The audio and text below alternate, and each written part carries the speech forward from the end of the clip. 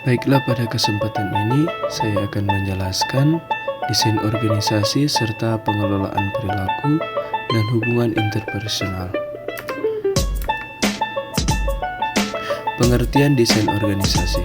Desain organisasi adalah suatu model yang dipilih oleh organisasi untuk melakukan koordinasi dan pengendalian tugas-tugas dalam organisasi termasuk di dalamnya. Bagaimana seluruh anggota organisasi dimotivasi agar mengeluarkan segenap energi dan kemampuannya untuk memaksimalkan kemampuan dan sumber daya organisasi dalam memproses, menciptakan, menghasilkan sesuatu yang bernilai bagi organisasi, baik barang maupun jasa. Pengertian struktur organisasi. Struktur organisasi adalah cara sesuatu disusun atau dibangun, sedangkan organisasi adalah suatu wadah berkumpulnya minimal 2 orang untuk mencapai sebuah tujuan. Hierarki vertikal dan horizontal. Hierarki vertikal adalah bentuk struktur organisasi yang bagian-bagian organisasinya memperbanyak subbagian atau departemen secara vertikal. Hierarki horizontal merupakan bentuk struktur organisasi yang bagian-bagian organisasinya banyak ke samping dan minimalkan jumlah subbagian atau departemen. Struktur formal dan informal. Struktur formal merupakan struktur organisasi yang dihasilkan melalui keseluruhan proses.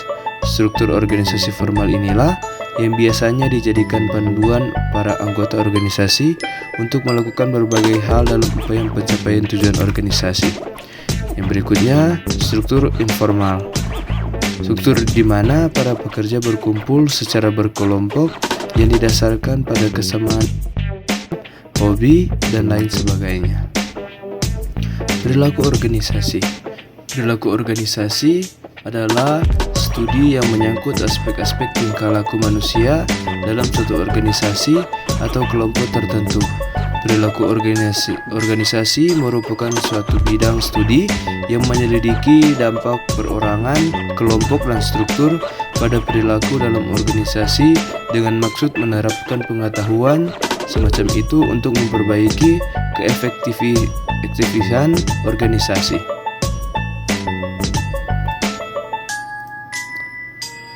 Faktor yang mempengaruhi perilaku organisasi.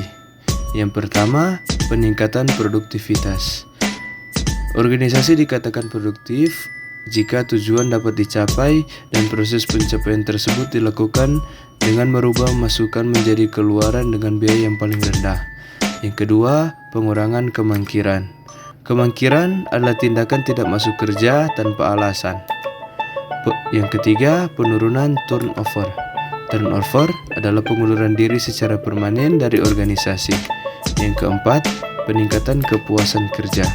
Kepuasan kerja adalah perbedaan antara banyaknya ganjaran yang diterima karyawan dan banyaknya yang mereka harus terima. Cara mengembangkan hubungan interpersonal. Yang pertama, membangun kebersamaan. Hubungan interpersonal dapat dikembangkan dengan membangun kebersamaan, di mana Anda tidak membeda-bedakan rekan kerja dan memperlakukannya dengan sama. Hargai pendapat orang lain, karena setiap orang memiliki hak tersebut. Yang kedua, memberikan senyum. Hanya memberikan senyum saja, Anda bisa meningkatkan hubungan antar pribadi. Cobalah untuk bersikap lebih ramah kepada orang lain, namun masih dalam batas wajar, sehingga mereka tidak sungkan untuk berkomunikasi atau berinteraksi dengan Anda. Yang berikutnya, menjadi penengah. Dalam suatu hubungan, Anda juga perlu menjadi penengah, di mana jika terjadi perselisihan yang terjadi di lingkungan kerja atau keluarga, tidak ada salahnya untuk menjadi penengah. Bukan bersikap ingin ikut campur, namun sikap ini bisa meningkatkan koneksi antar pribadi kedua pihak. Sekian materi kita.